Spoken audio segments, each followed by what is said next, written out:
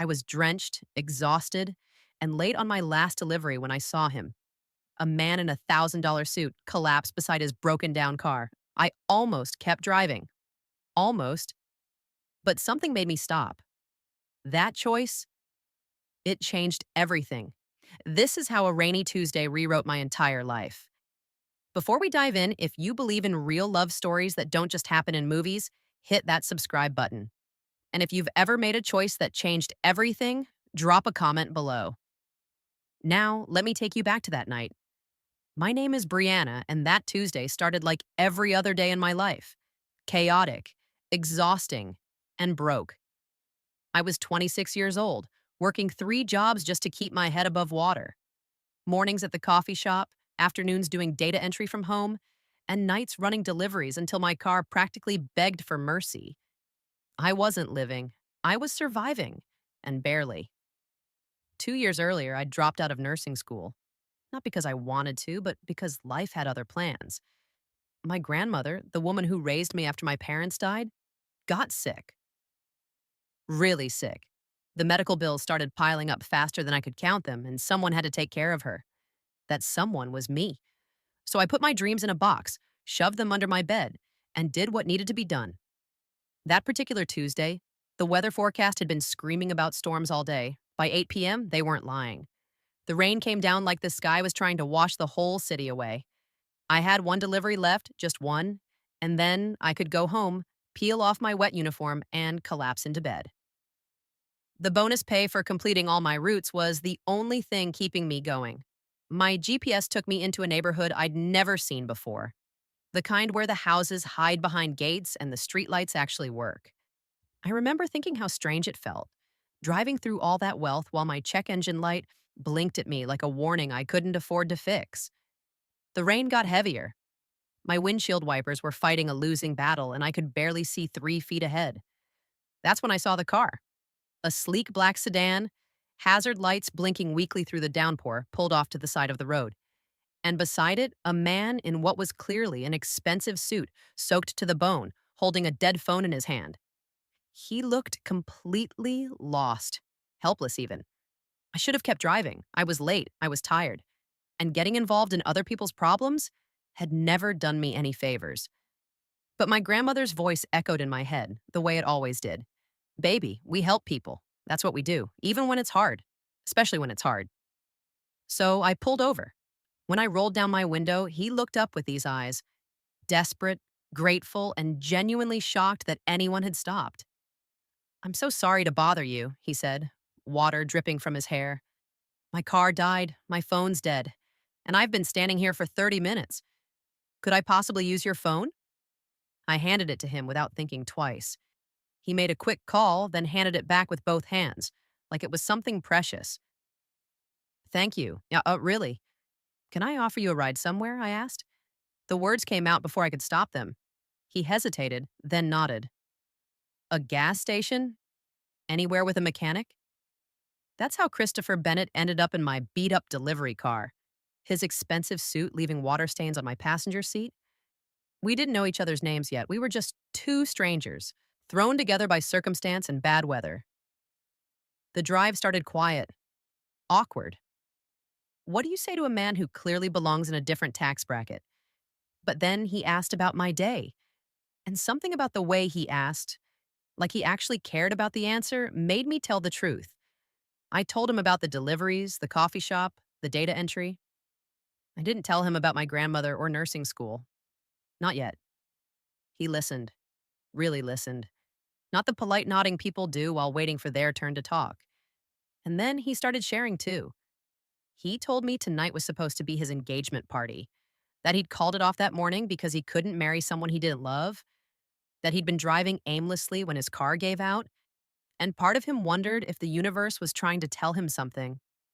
I have everything, he said quietly, staring out at the rain. The career, the money, the life everyone dreams about. But nothing feels real anymore.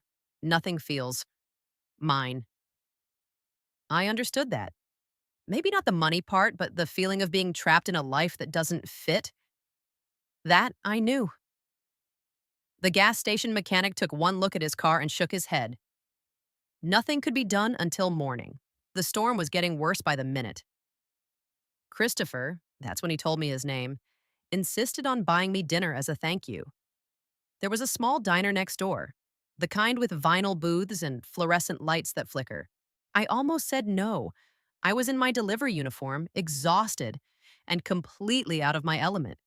But something in his eyes made me say yes.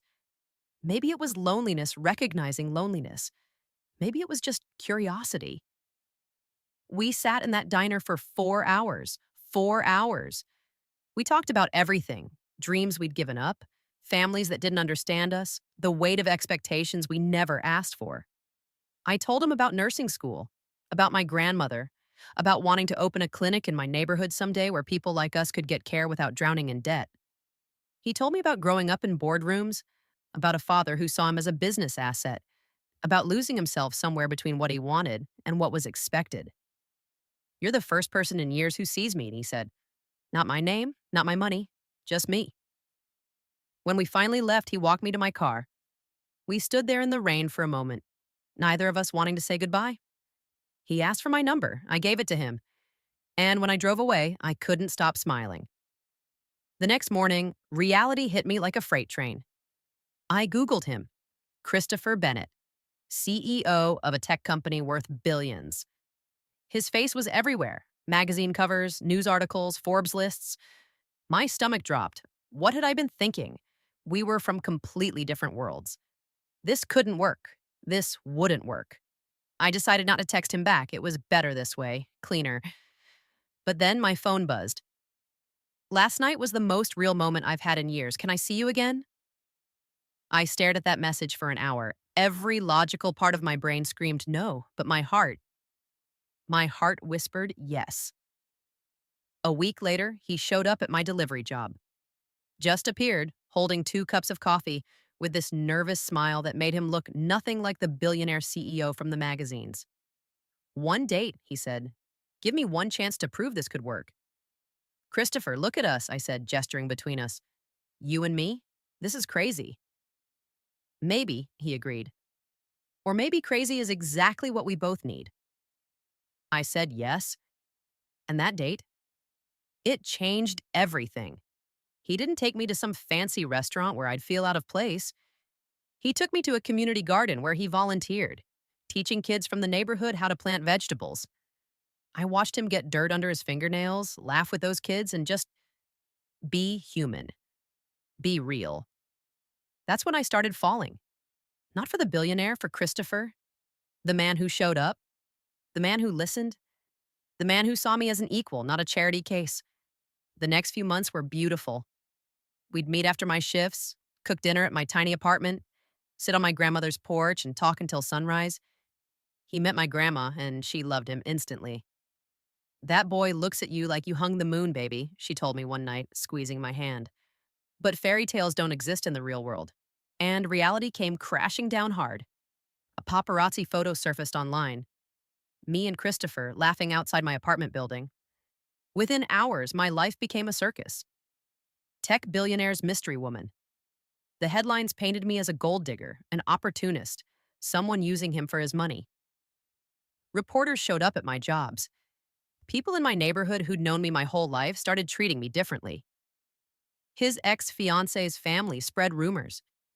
His company's board expressed concerns. And his mother? She cornered me outside my grandmother's house one afternoon, her voice dripping with barely concealed disgust. "You're not right for him," she said. "You'll hold him back. You'll ruin everything he's built." Christopher defended me every time, fought for me, but I could see the toll it was taking. The stress lines around his eyes, the tension in his shoulders. I was becoming the problem everyone warned him about, so I ended it. I called him one rainy night, fitting, wasn't it? And told him I couldn't do this anymore, that the pressure was too much, that I was holding him back. "You're not holding me back," he said, his voice breaking. "You're the only thing holding me together." But I'd made up my mind. "I'm sorry, Christopher. This is too much. We're too different. This was never going to work." I hung up before he could respond. Then I cried for 3 days straight. The next 2 months were the longest of my life. I threw myself into work, picking up extra shifts, avoiding anything that reminded me of him. My grandmother watched me with sad eyes but didn't push.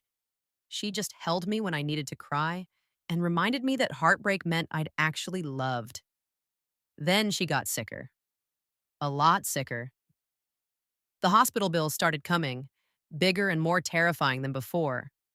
I worked myself to exhaustion, but it wasn't enough. It would never be enough. One morning, I got a call from the hospital. Someone had paid my grandmother's entire bill, anonymously. Every single cent. I knew immediately. A week later, I received a letter about a full scholarship to nursing school, specifically designed for working students in my situation.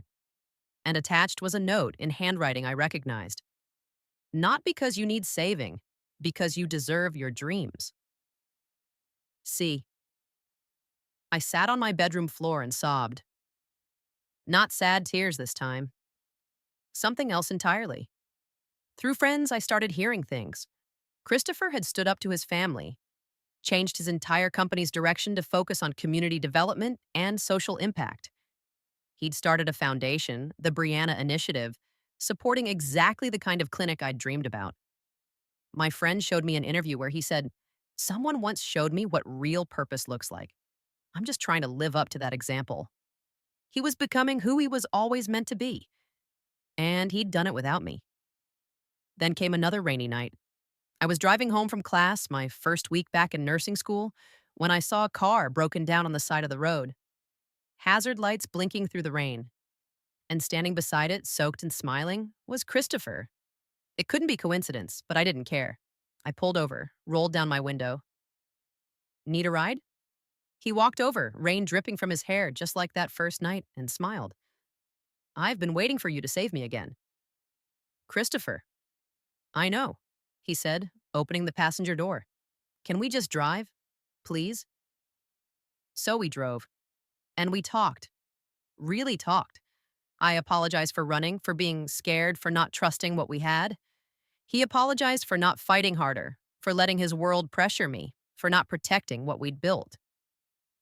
"This won't be easy," I said. "The world will judge us. Your family, my community, everyone with an opinion." "Let them," he said, taking my hand. "You're worth fighting for. We're worth fighting for." I pulled over, turned to face him fully. "I'm in," I said. "All in. But we do this together as equals. Partners. No more you saving me or me running when things get hard. Real partnership." "Partners," he agreed. "In everything." That was 6 months ago. Today I'm back in nursing school, top of my class. Christopher restructured his entire company around community impact and social responsibility. Together, truly together, we're building that clinic I dreamed about in my neighborhood. My grandmother is thriving, healthy again, and she never misses a chance to say, "I told you so" about Christopher. It's not perfect. We still deal with judgment, with people who don't understand, with families who think they know better. But we chose each other. Every single day, we keep choosing each other. People ask if I regret stopping that rainy night, if I wish I'd just driven past and kept my simple, uncomplicated life. I tell them the truth. That choice didn't just save him, it saved me too. It reminded me that I was worth more than just surviving, that my dreams mattered, that love, real love, isn't about perfect circumstances or matching bank accounts. Love is about showing up. It's about seeing someone, really seeing them, and choosing to stay even when it's hard, especially when it's hard. It's about building something together that's stronger than what either of you could build alone. That rainy Tuesday, I learned that the smallest choices can rewrite your entire story. A choice to stop, a choice to help, a choice to be vulnerable, a choice to love, even when you're scared. And sometimes, the best love stories start with a simple choice to help a stranger in the rain. So that's my story. If it touched your heart, please like this video and share it with someone who needs to hear it.